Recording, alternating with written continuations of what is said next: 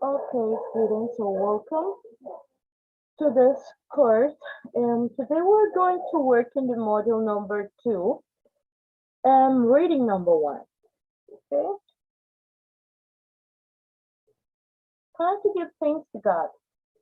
You have to say thanks for everything that you receive in your life and everything that you propose in your life. Okay, keep going. Never stop dreaming. Never stop believing. Never stop give up. Never stop trying and never stop learning. Some words that maybe help you to continue with your goals, with your studies, or everything that you propose in your life. Review of the previous class. So the last class was about the behaviorism and the difference between ESL and ESL. So in the case of the behaviorism or the behavioral learning theory is a popular concept that focuses on how students learn.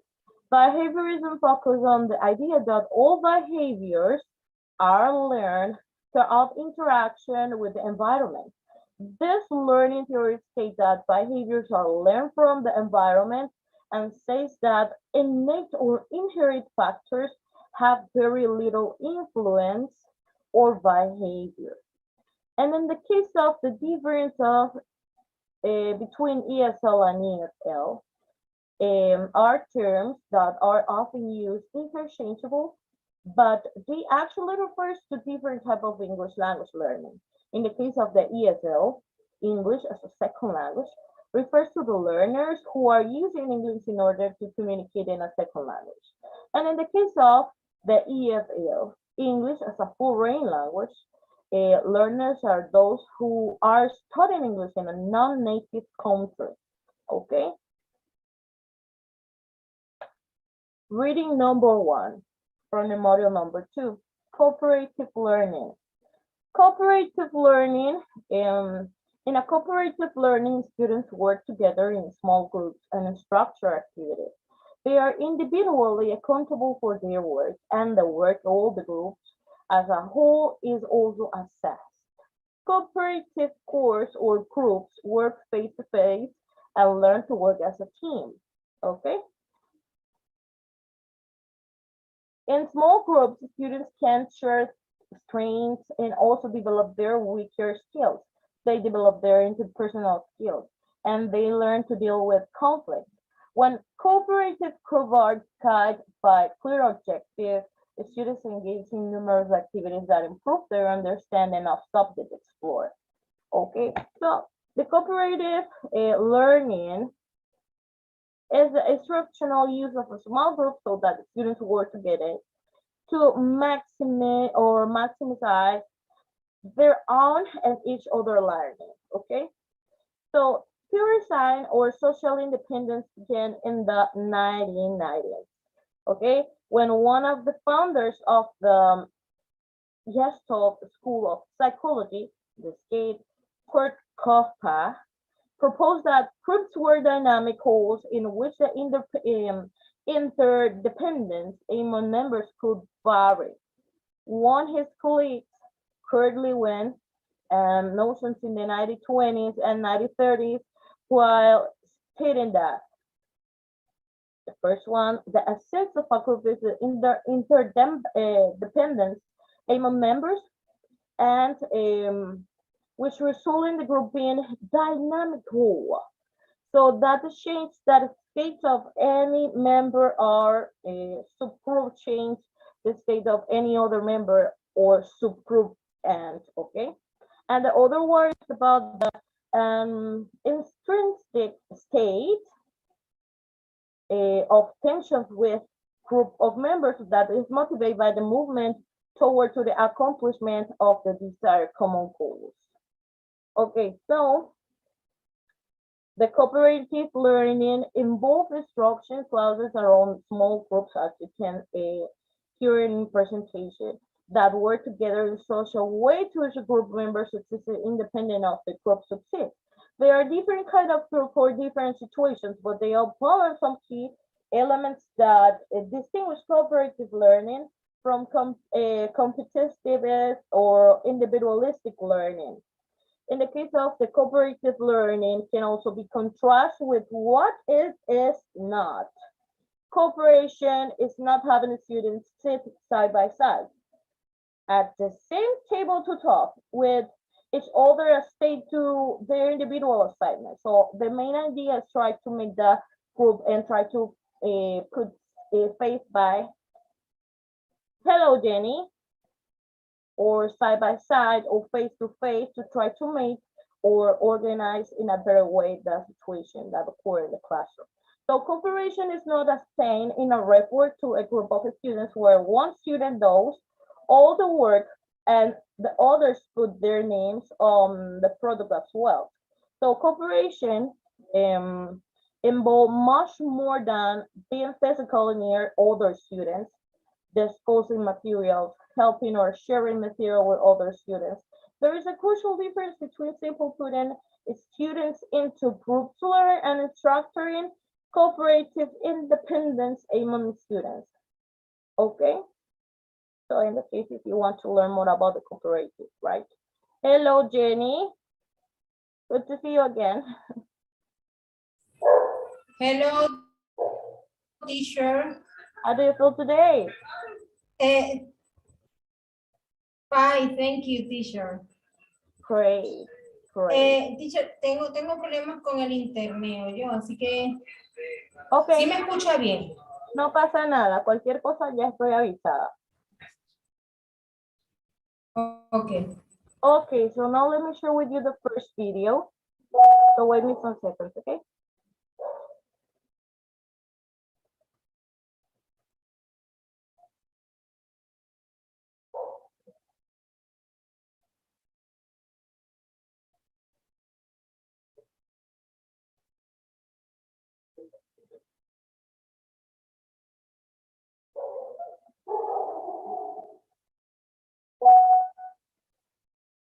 Create a professional logo that best reflects your brand.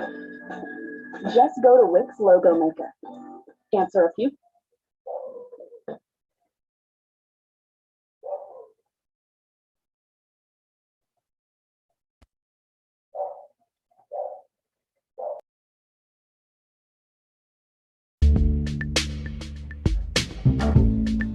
Hello and welcome to Teachings in Education, Cooperative Learning. Now, let's begin with the question of why should educators use cooperative learning in the classroom? Teachers should not come to class with the same lesson plans each and every day.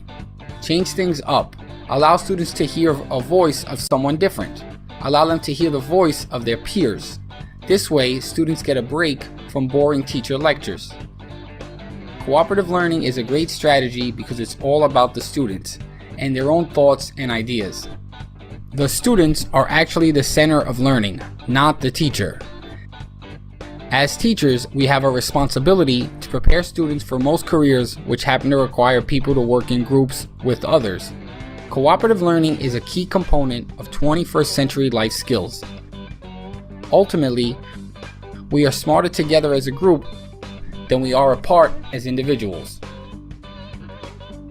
A common question is, how do we group students for cooperative learning? It is best to group students deliberately, and the first thing to consider when grouping students are their academic abilities and their test scores. So consider grouping students by performance level, homogeneous grouping for students with similar performance levels, and heterogeneous grouping for different performance levels. Student safety is always the #1 priority. Avoid bullying situations. Therefore, consider grouping students for harmonious and safe environments.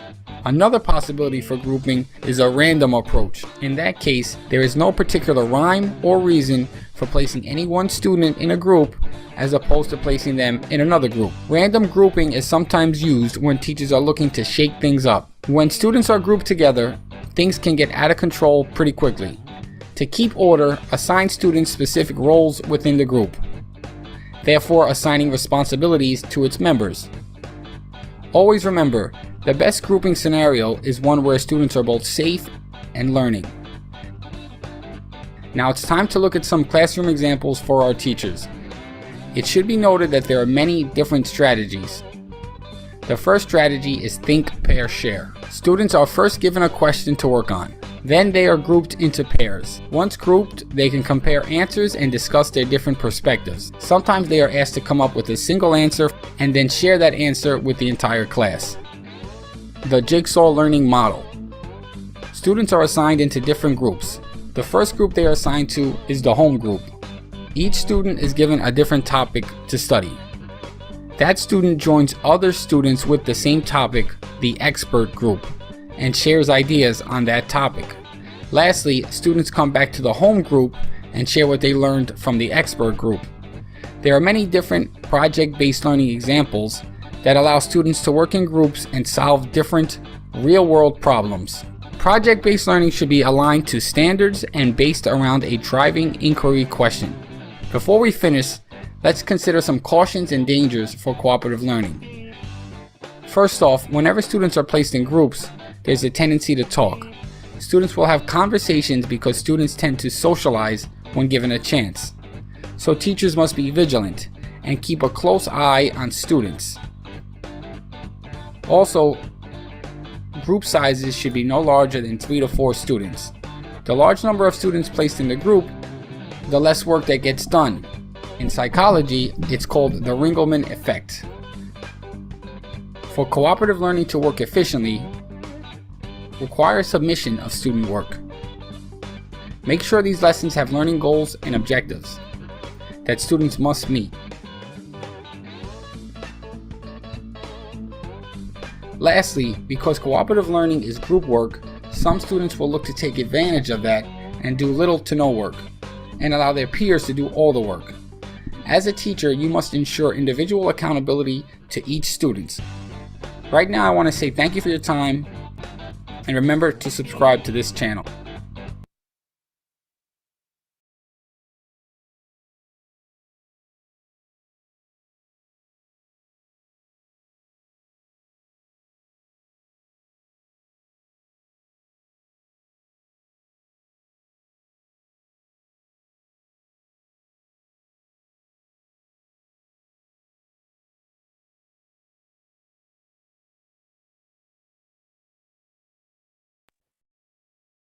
Okay, so for interdependence to exist, there must be more than one person or entity involved, and the persons or entities must have impact on each other in that a change in state of one causes a change in the state of the other, right? From the work of Lawrence, students click such as Alexankian, Lisner, Medler, and Lewis. It may conclude that it's the strive for goal accomplishment that motivates cooperative and competitive behavior. So as a conclusion for the other students that made some different research about the topic. So you can find in the written information about the type of cooperative learning. In the first one, you can find the formal cooperative learning. The students work together for a specific period that may last with complete a specific task or assignments. So the formal cooperative learning have been derived from a cooperation and competition theory. Formal cooperative learning may be implemented to teach a specific content. Informal cooperative learning may be implemented to ensure active cognitive processing of information during direct teaching. Cooperative-based group may be implemented to provide long-term support and assistance, and constructive controversy may be implemented to create academic intellectual conflicts to enhance achievement and creative problem solving. Okay. The next one is about the informal cooperative learning, that students work together for a few minutes or one class period. In a case of informal cooperative learning, you can make some groups range in length from one class period to several weeks. The teacher can structure any academic assignments or course and requirements for formal cooperative learning. In the case of formal cooperative learning, groups ensure that the students are actively involved in the intellectual work of organizing material, explaining, summarizing, and integrating it into existing conceptual structures. Okay, can I add two more important cooperating learning that is about the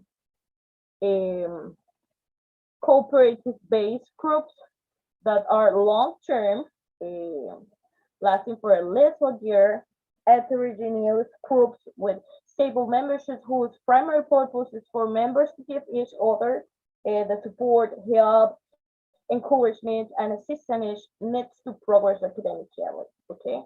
And the next one is about the constructive controversy. And constructive controversy involves the discussion of the advantages and disadvantages of proposed action aimed at synthesizing novel and creative solutions. It also involves dissent and argumentation. Dissent may be defined as a difference in opinion or conclusion, especially from the majority.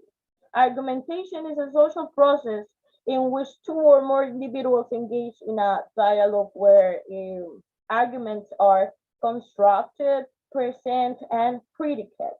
And the theory underlying constructive controversy states that the way conflict is structured within a situation determines how individuals interact with each other, or which is in turn determines the quality of the outcomes. Okay. So you can find more information about the basic elements of cooperative learning in the platform. Okay, so let me find the basic elements. So not all the groups are cooperative, and simply placing individuals in a group does not mean cooperative learning is taking place. To be cooperative, 5 essential elements need to be structured into the situation. So you can find some important points, right? So the first one, positive interdependence. Teacher must give a clear task to the students to understand that cannot succeed, only all succeed. Individual and group accountability. Each member must be accountable for contributing his or her share. The other one is promotive interaction. And students in the group share resources and help support and persist others. The other one is about the social skills. Group members must know how to provide effective leadership, decisions making, or trust building, communication, and conflict management skills. And the last one is about the group processing. And group members discuss how well they are achieving their goals. Okay, so the basic elements for designing cooperative learning lessons or whatever topic that you, but that include this kind of information, have been derived from a social interdependence theory and a structure, process outcome theory, and the research on social interdependence. So the basics elements they are requiring any cooperative learning are positive interdependence, individual accountability, promotive interaction, social skills, and group processing. So the first one, the positive interdependence, is the heart of cooperative efforts. Okay, the students must perceive that they are linked with group mates in a way so that they cannot succeed unless the group mates do, and work benefits them, their work benefits their group mates. So the positive interdependence among students must be structured into the group for it to be cooperate.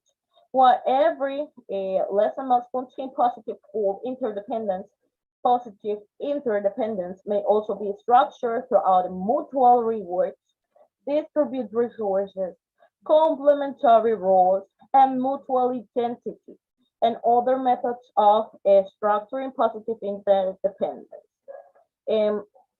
Each group of members is individually accountable to contribute his or her share of the group work. Individual accountability in this case is six when the performance of each individual student is assessed and the results are given back as a feedback to the group and individual. Individual accountability includes completing one's share of the work and facilitating the work for other group members.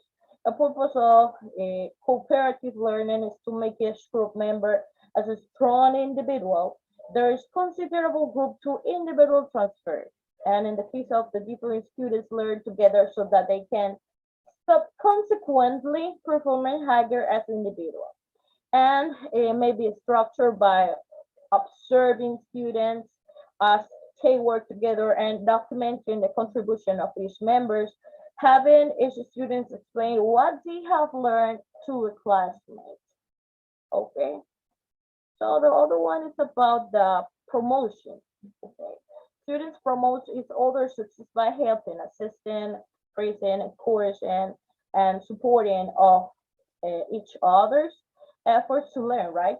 So doing that, so a result in such cognitive process as is causing the nature of the concepts being learned, orally explaining to others how to solve problems, teaching one's knowledge to classmates or challenging each other reasoning, and conclusions, and connecting present with past learning.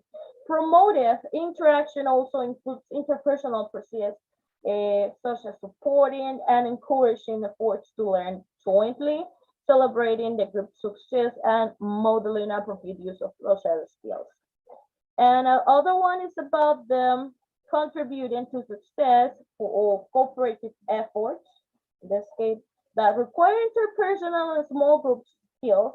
In cooperative learning groups, students are expected to use social skills appropriately, leadership, trust building, or communication, or the decision that you make, and conflict management skill have to be taught just purposefully and precisely as academic skills. Okay, and the students need to engage in group processing.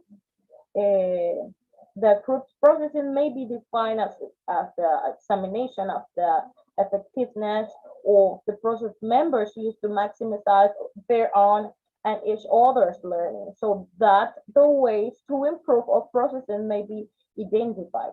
And group members need to describe what member actions are helpful and unhelpful in ensuring that all group members achieve and maintain effective working relationships. Decide what behavior to continue or change and celebrate group members' hard work and success. So the basic elements are, in the case of the educators, is a best resource that they can use. So they enable instructors to structure for cooperative learning any lesson in any subject area with any set of curriculum materials, fine tune and adapt cooperative learning to their specific students like needs and circumstance, and intervening in malfunctioning groups to improve their effectiveness. The essential elements allow instructions to structure any lesson for students' activeness and engagement. So when these aspects are carefully structured in a lesson, that the lesson becomes truly cooperative and students become an active and engaged. So with this information, I think that you can solve the first part of the practice or the unit part for the practice, because today I just made 3 different questions that you can find all the information in the reading. But if you want to find another information and can add or make your own opinion about this, you can do it. So let me share with you the questions, okay?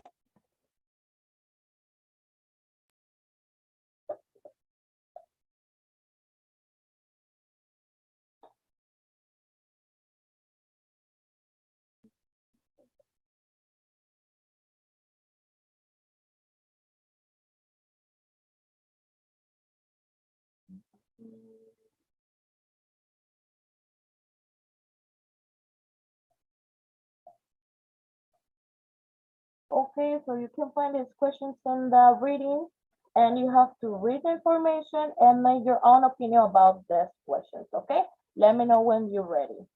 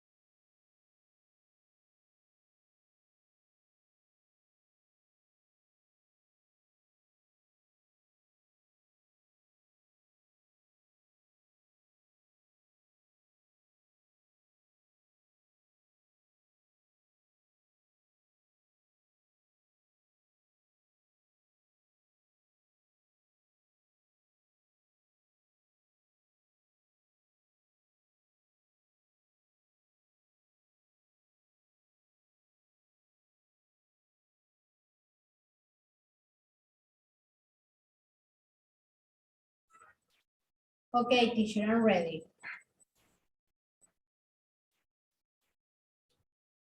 Your microphone, teacher. Okay. Let me know, Jenny. Okay, okay, the first question, what is cooperative learning? Maybe I say that the cooperative learning is is when the student work in a small group. Maximum there are one and is the watch is later, other student. Okay. The type of cooperative, the second question mentioned and explain the different type of cooperative learning. Only we have two types of cooperative learning. The formal, that's it, the student work together for a specific time. Yes. And the informal is a student work together for a few minutes in a small group. Okay. Now, the number 3, mention and explain the basic element of cooperation. The basic element of cooperation maybe positive individual promoting interaction, promote, no la sé pronunciar. Promoting interaction, growth processing, and social skill. Yes? Yeah. Okay, thank you, Jenny. Great application. Okay, so let me give you some important information about this, and maybe if you have the opportunity to work with the students, you can apply with your students, okay? Or in the future, if you make some or work with different group of students or with different levels, you can apply in your groups, okay? So why use a cooperative learning? Extensive research has compared cooperative learning with traditional classroom instruction using the same features, the same curriculum, and same assessment on the average. So for this reason, the students who engage in a cooperative learning learn significantly more, remember it longer, and develop very critical thinking skill than their counterparts in traditional lecture classes. So students enjoy cooperative learning more than the traditional classes, and students are going to jobs that require teamwork. Cooperative learning help this kind of students develop the different skills necessary to work on different projects, maybe that difficult and complex for any one person to do in a reasonable amount of time.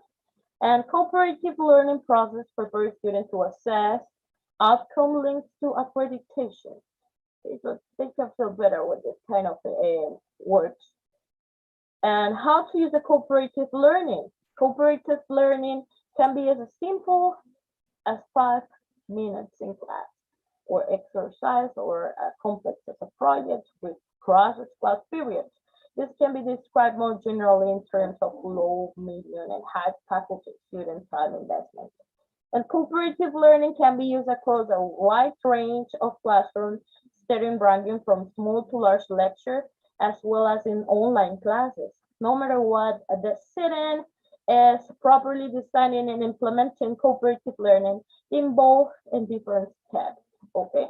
So for this reason, it's important to apply this information in the classroom, because if you have some students that maybe feel bored and they can feel that they can understand what you say, you can change the order of your classroom, and you can make some different or use different techniques that you can catch the attention of your students. Okay.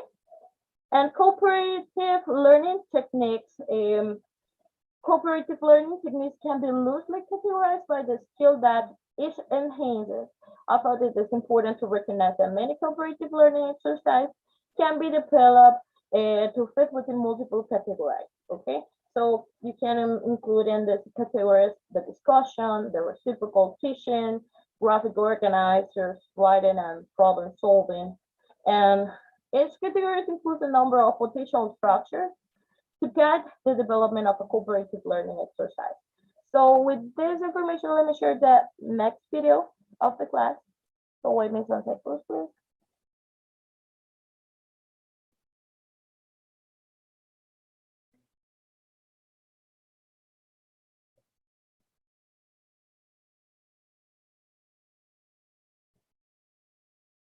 Un momento.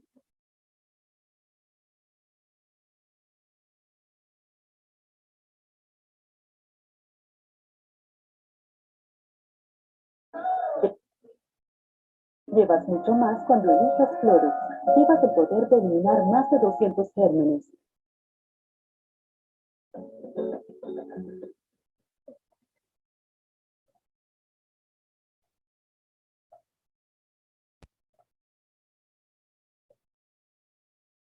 In the world of pedagogy, a shift to constructivism has been long in the making.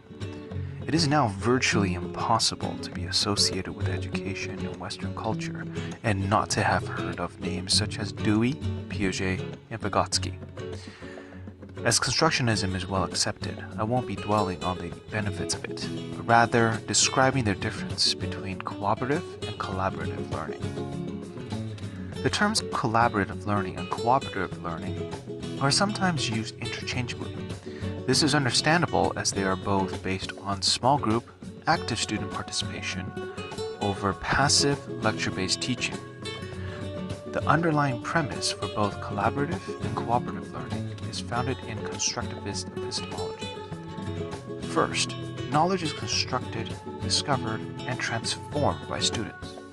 Second, students actively construct their own knowledge. Learning is conceived of as something a learner does, not something that is done to the learner. Cooperative and collaborative learning in some cases are used interchangeably, but they are not the same. Cooperative learning can be considered a part of collaborative learning. It should be noted that collaboration is derived from its Latin root, focused on the process of working together, whereby the root word for cooperation stresses the product of such work. Collaboration is a philosophy of interaction and personal lifestyle, whereas cooperation is a structure of interaction designed to facilitate the accomplishment of an end product or goal. Effectively, in a classroom setting, the easiest way to differentiate between the two is that cooperative learning is teacher-centered, with group tasks usually more close-ended and often having specific answers. In contrast, collaborative learning is student-centered. Small groups are often given more open-minded, complex tasks, and the teacher is just a facilitator. With this distinction, the two must serve slightly different purposes. In practice, cooperative learning is more effective with foundational knowledge of earlier grades, while collaborative learning are more suitable for non-foundational knowledge of latter years, pushing students to draw their own conclusions. As such, the two approaches can be considered a linear path. One picks up where the other leaves off.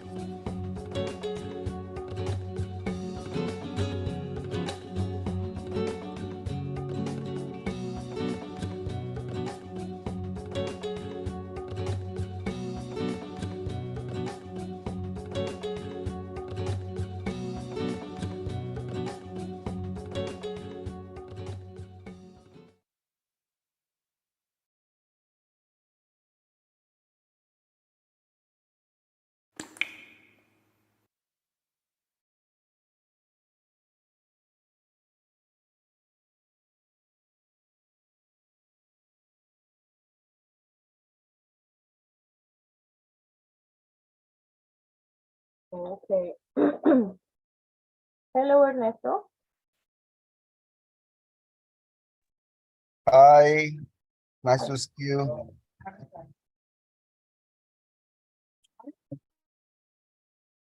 Okay. So that's the moment that you take to show what you learn, okay? So you need to make a short summaries about all the information that you received here today and share with your classmates, okay? So, Ernest, no, yo sé que no escuchaste la explicación, pero yo creo que manejas el concepto, ¿no? De lo que se está hablando el día de hoy, ¿verdad? Con lo que puedas, con lo que viste, algo ahí que podamos compartir. Okay, so I did this so many times, I don't know. Are you ready to complete this? Okay, so let me know when you're ready.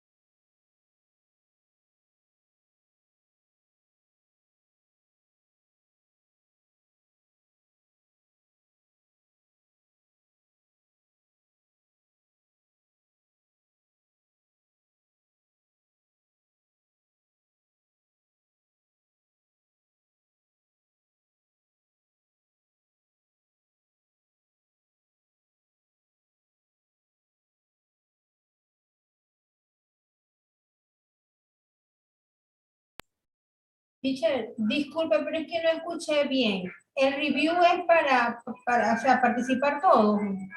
O... Ok. Bien, de lo que usted escuchó durante la clase, usted me va a explicar o compartir lo que le quedó, lo que usted comprendió sobre el tema. ¿Listo?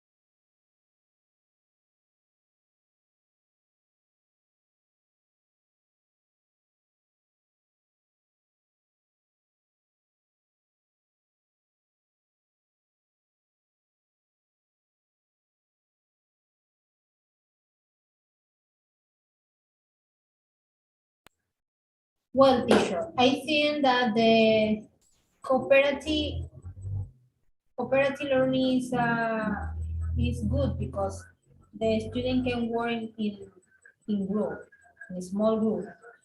I think that the time of cooperative learning, formal cooperative and informal cooperative, the teacher can application in the class the two time because obviously it depends of the subject, no?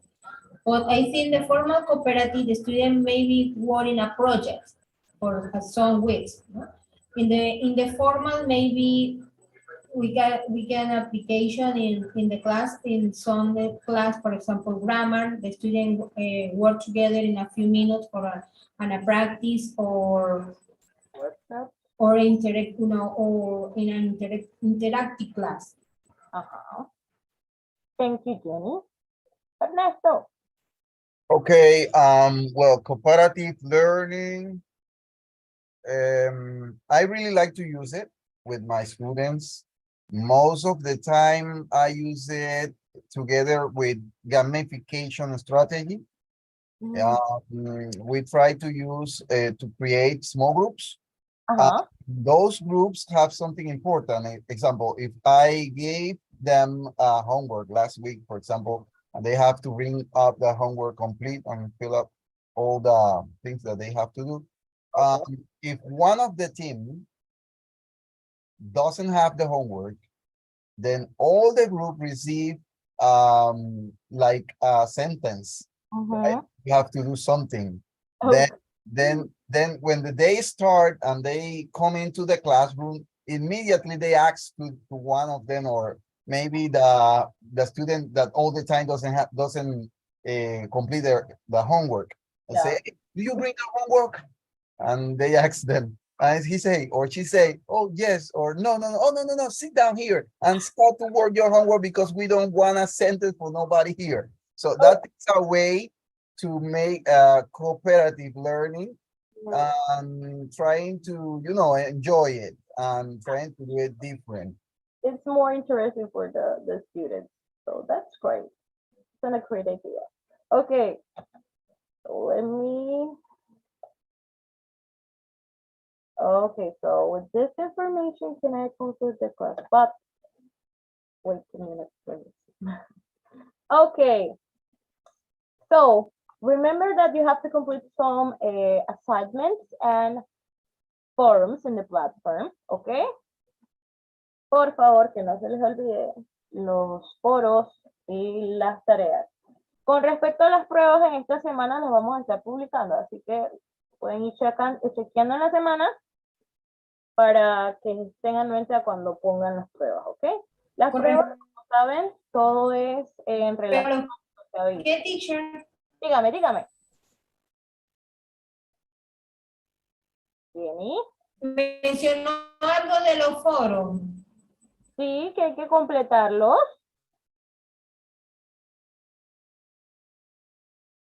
Que no se les olvide completarlos. Pero aquí no se ve. Jenny, es que no te Por lo menos a mí no me no, sale, no sé si Ernesto se...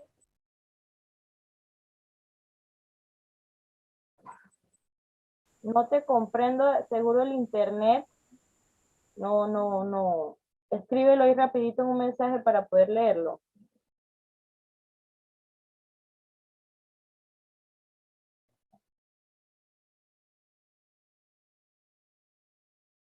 Esperar a ver si se llena, porque ya ahorita cierra la clase.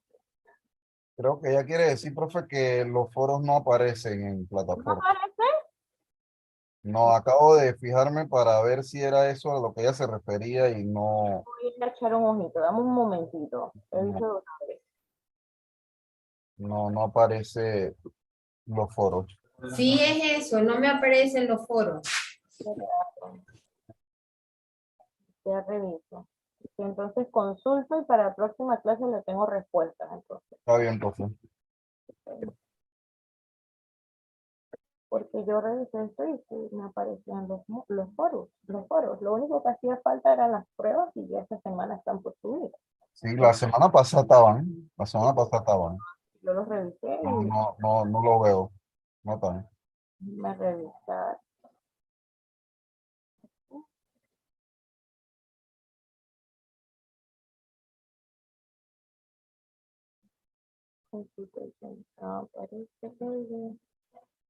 Es correcto, no está nada más, está el de consulta.